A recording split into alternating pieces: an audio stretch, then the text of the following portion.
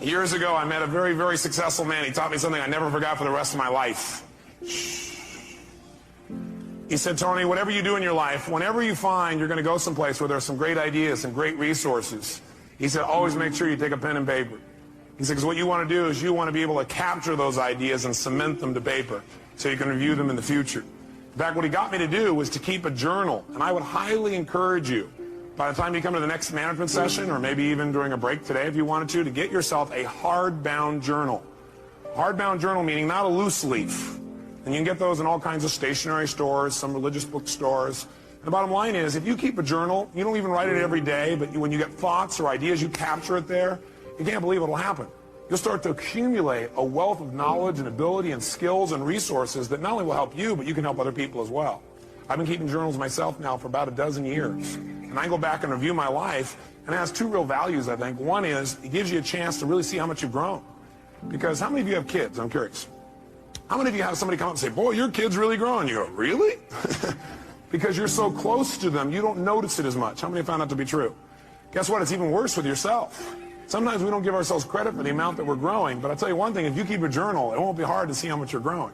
Because you'll see the kind of goals you had back then, the kind of things you thought back in those days, and you'll begin to see the evolution of your growth. Also, I personally believe that if life's worth living, it's worth recording. And it's an incredible gift to give to your children, because someday they get to know exactly how you were at different times in your life, and they get to learn your lessons without having to go through it. How many of you, be honest, have felt feelings at times and you were upset, but you didn't share it because you didn't know how, or you didn't share it because, well, you thought, well, maybe it's really about me, or you didn't share it because you didn't want to offend somebody even though you were mad or upset? How many of you had that experience in the past? And when you don't share something, what happens when you just keep it inside and build it up? Yeah, it festers. Does it get better or worse? It gets a lot worse, and eventually what happens, then you blow up about something that could have been handled so much easier along the way. But then there's the other approach, which is you're looking for things on a regular basis to be able to give people feedback about. And some people develop that habit, or you communicate in a way where basically you're communicating your feelings, like you're upset, but do you always have all the information? No. And so you're making a decision about how to feel based on false information. How many of you have ever gotten upset and later on felt a little dumb because you found out you were upset about something really shouldn't have been upset about? So one philosophy says, keep it inside. The other philosophy says, well, get it out. Well, what if you get it out and then you find out you were wrong? By the way, do we like being wrong? No. So then what would we probably do? Justify, defend? Well, yeah, I didn't know that, but if you've done that before. Right? And that does not make a relationship work. Plus, that person gets upset. It's kind of like, anybody ever come up to you and say, why are you upset? And you go, I'm not upset. You go, no, yeah, you are. You go, no, I'm not. Yes, you are. Well, I'm getting upset. Okay, that also happens unless we're really clear. So what we're really going to do is we're going to start our whole basis of studying of communication to remember one thing, and write this in your notes if you would, and that is the quality of your life is directly related to the quality of your communication. Period. Now, pretty basic idea, nothing earth-shattering, but I'm here to tell you that's your entire life comes down to this.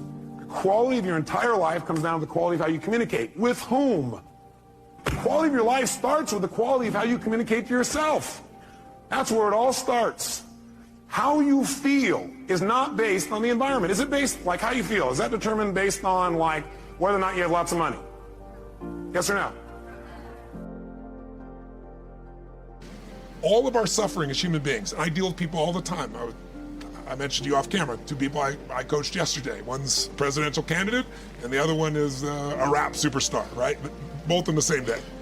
And without naming any names, people that have everything, by your point of view, most people's point of view, they have the fame, and they have the love, and millions of people love them, and they have great economics, financial freedom, and they have homes, and they have the fashion, they have everything. They're the I can't tell you how many of them are miserable.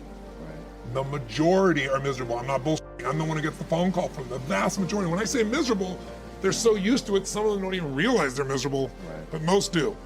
They get in a place where it's like, how do I keep this up? How do I keep outdoing myself? How do I built these 32 companies, how to keep all 32 going and make them all grow every single year, and that's not how life is, right? And then they worry about what will people think, what will they do? So the decision to say, I am not going to suffer. That if suffering arises, pain's one thing, suffering's another. Suffering is when you're like, I'll give you an example. A friend of mine is a very famous Indian industrialist and billionaire guy. And he just recently took a sport in India that's been around 2,000 years that almost every village child plays, and he turned it into a professional sport. No one had ever made a professional sport 2 years ago. He invested, I don't know, I'm making the number up, $20 million in it. In 2 years, the sport is so successful in India that 500 million people watched the finals. That's amazing. 2 months ago. 500 million people, right? So 500 million, that's how it is in India. And people are saying this is going to be as big as, for them, cricket is the ultimate thing, right? Big as cricket. So his team valuation, I'm making the number up, I think it's gone to like $500 million in 2 years from, $25 million. And his team is number 2 in the whole world, right? Wow. He's got these great players. So I'm with him, and he gets a phone.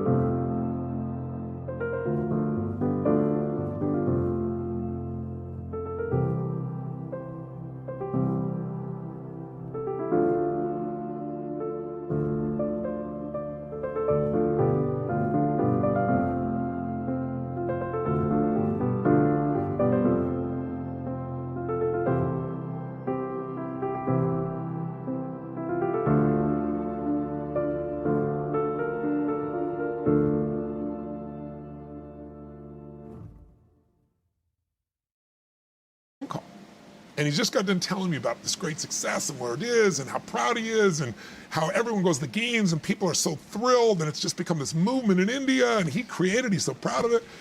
And he gets this phone call, and the phone call is from his management team telling him that one of his competitors has just offered 4 times as much money as he was offering to his top 3 athletes, who are the core of his whole team. And of course, they all took them, right? And he was so angry. He was like, I can't even believe this. These guys were working in shops, and I brought them here, and I made them a star on national television, and they have no loyalty to me. And he's suffering. And the way you suffer is you focus on yourself. Suffering comes when we obsess about ourselves, what we're getting or not getting, what we should have done, what others should have done for us. It's the me, me, me, me, me game. You, my dear friend, and I say this with no blowing smoke, your primary core is a giver, which is why you're prospering. You're not the me, me, me. You're like, how do I give more, do more, share more, create more? How do we do a better job for our clients? How do we do a better job for our internal customers who work with us, our partners? Your entire life is that. That's why you're prospering. And you're not feeling suffering. But when you do suffer, and I promise you do, you correct me if I'm wrong, it'll because you're worrying about something in the future. How's this going to happen? Will this come together? Suffering can be worry, it could be anger, it could be frustration. It's anything that takes you out of a beautiful state. And here's what people don't get.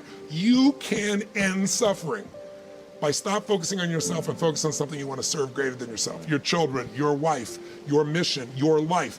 You can get out of it in an instant because the nature of the human mind is to constantly compare things.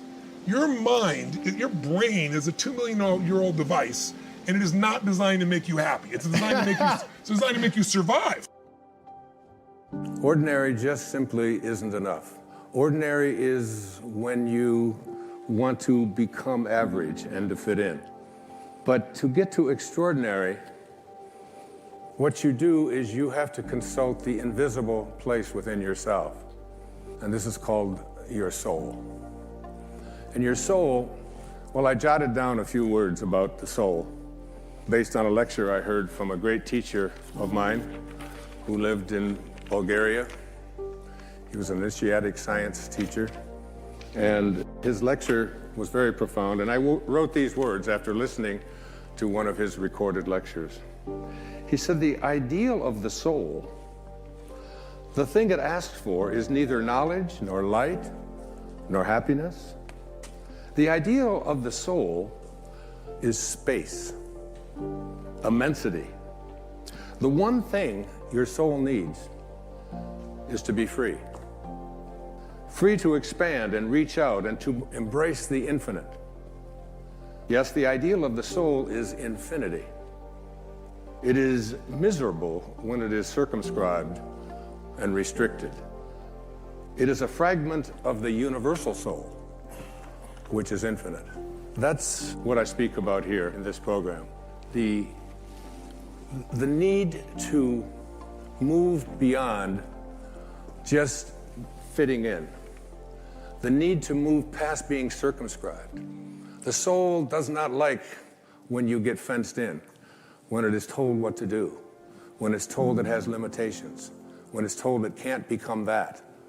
And so many of us go through our life with these enormous limitations that we've placed upon ourselves that have been handed to us from the time that we were little.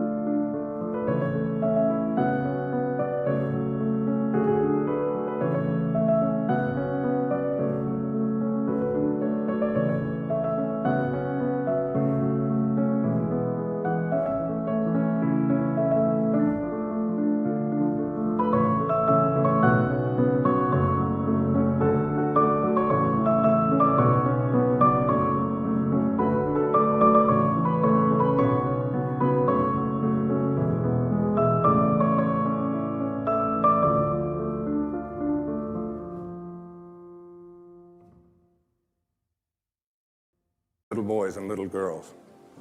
If you would like to accomplish something, you must first expect it of yourself. And my question to you is, what do you expect of yourself?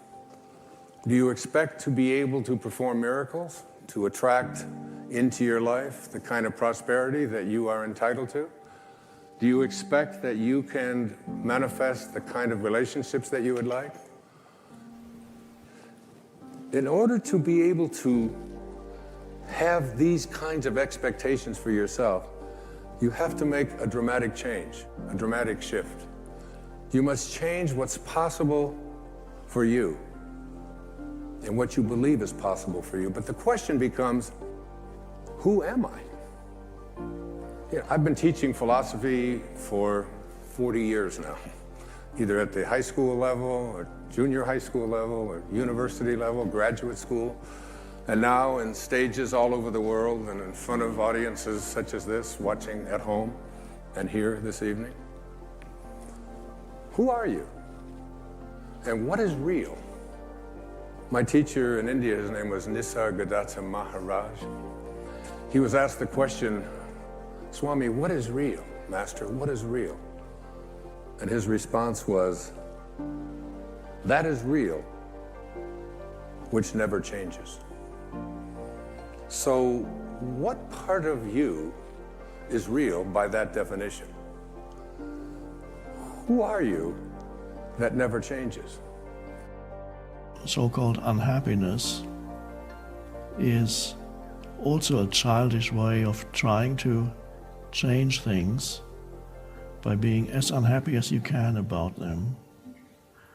And the underlying unconscious or semi-conscious assumption is, if I'm really unhappy, somebody, perhaps God, is going to do something about it, or I'm going to prove him wrong. I'm going to show him how dreadful it is, and then finally, this is an unconscious assumption behind the unhappiness, because you believe, if you're habitually and frequently unhappy, you believe that it has a purpose. It's an underlying assumption. Perhaps you wouldn't verbalize it in that way, but you believe that it works for you. Of course it doesn't, but things are going to change, but just need to be really unhappy, so that God finally, even if you don't believe in God, this can still be the mechanism, the underlying unconscious assumption behind it. It's something is going to happen. And of course the opposite is true, because the more unhappy you are with something, the more you are stuck in the situation. I think it really starts with realizing that you don't love yourself, that most people don't. Most people feel they're not good enough, that they haven't done it right, they won't do it right, they'll never be enough, and they're definitely not lovable. And when we come from that space, it's very hard to create things for ourselves that are really good. So in the early days when I worked with people, I used to fix this problem and fix that problem, and you'd have this, a health thing, and we'd work on that and we'd work on this. And one day I discovered, much to my amazement, that if I would help people learn to love themselves, to really accept themselves as they are, we didn't have to work around problems, because it was almost like a miracle. Everything seemed to fall away. It's a hard one for people, because we grow up believing that we're not good enough. And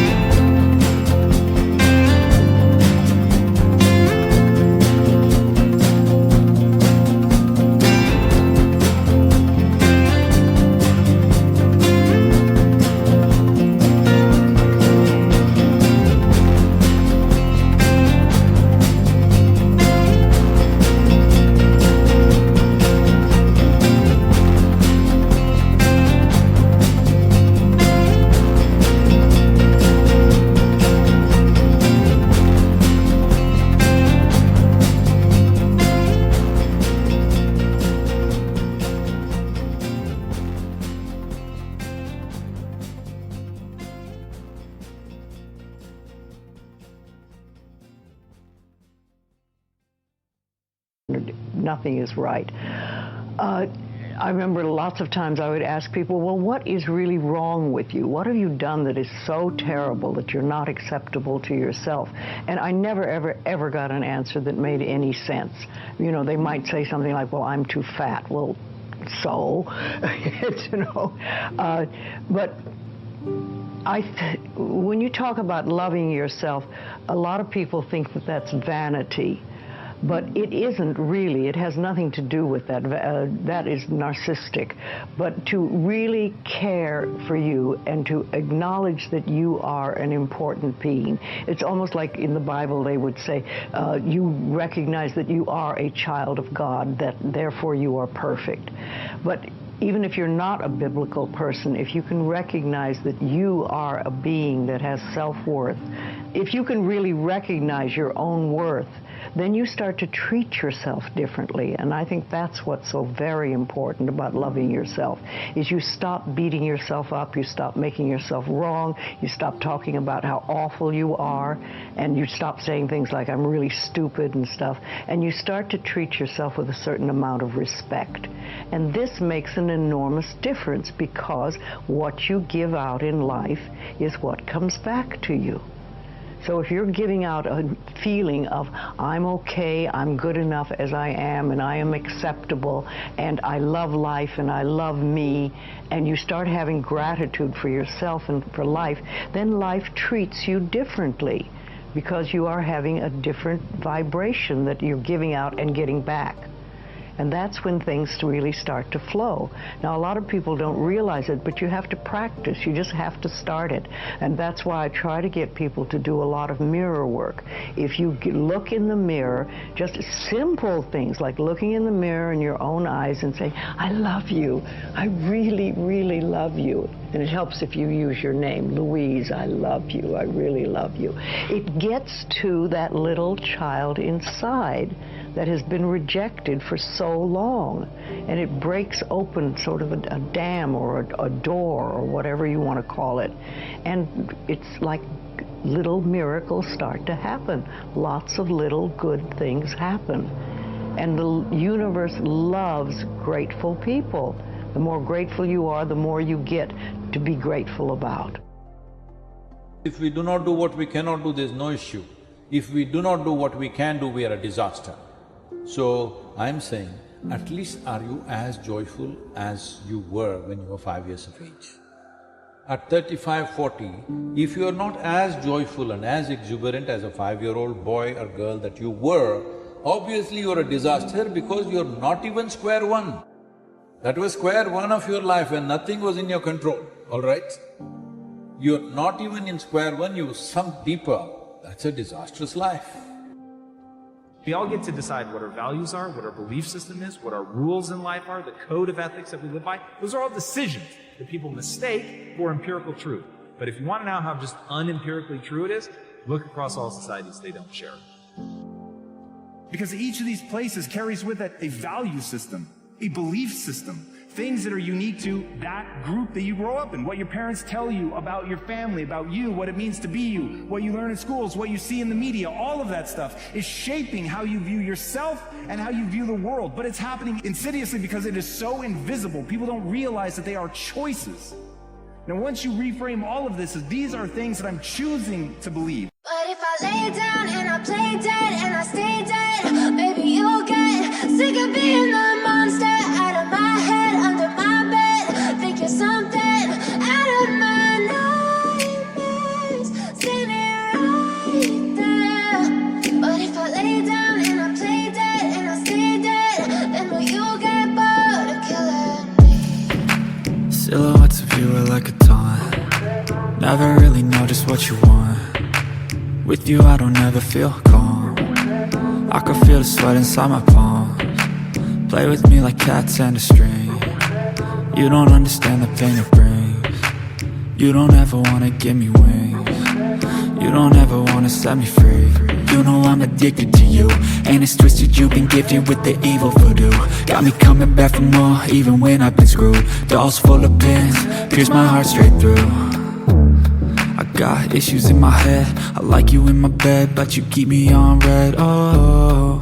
Everything is like a test. I better not text or I'll come off desperate. But if I lay down and I play dead and I stay dead, baby, you'll get sick of being the monster out of my head, under my bed, thinking something out of my nightmares, standing right there.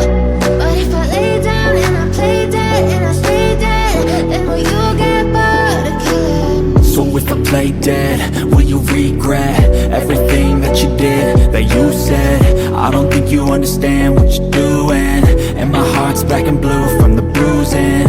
I feel like when I'm with you I'm losing. I feel like you think that this amusing, sitting there gaslighting and confusing. Was it me? Is it me? Am I deluded? I'm the one who's always sorry, the conclusion, even though I offer all of the solutions. I wish you loved me like I love you, it's stupid. When I'm alone with you I never feel lucid. I wish I wasn't struck by Cupid. I wish when I first saw you I knew this. When I'm with you I feel so useless, I feel diluted, my heart's been wounded. Silhouettes of you are like a taunt, never really know just what you want. With you I don't ever feel calm, I can feel the sweat inside my palms. Play with me like cats and a string. You don't understand the pain it brings. You don't ever wanna give me wings. You don't ever wanna set me free. But if I lay down and I play dead and I stay dead, baby, you'll get sick of being the monster out of my head, under my bed, thinking something out of my nightmares, standing right there. But if I lay down and I play dead and I stay dead, then will you get bored of killing me? Then will you get bored of killing me? And will you get bored of killing me? And will you get bored of killing me? And will you get bored of killing me? And once you realize that you can choose to believe something new and thusly get a different result, everything changes. Question of what do you stand for? And I will say this, you're nothing if you're not the truth. Substance through your service, your offering of your whole self. You're always reaching out, so to speak, internally to the next. You're never quite here, always looking for some fulfillment there, so you can never embrace the fullness of now. If you don't fix yourself with limited identities, if you do not compare yourself with anything, if you explore, see, if you want this tree to grow to its fullest thing, that's why I said not the fruit, root. If you count the fruits, maybe that tree is bearing more fruit than this one. That's not the point. You nurture the root. The fullest possible nurture if you give to the root, what it has to become, it will become. A blade of grass cannot become a tree. But is it not wonderful? But to accept your pathway without resistance is where you're going to find freedom. That what happened is one of my quotes that say, what happened, happened, and couldn't have happened any other way because it didn't. And if you really get that, there's a lot of freedom to be found, because oftentimes we're judging our history as though that shouldn't have happened, they shouldn't have done that. Well, now you're stuck. What happened, happened, couldn't have happened any other way because it didn't. When you hit pay dirt like that, when you connect to the field, when you connect to the divine, whatever you want to call it, when your consciousness merges with a greater consciousness, and that arousal creates ecstasy, bliss, oneness, whatever you want to call that, you realize that it never came from anything out there.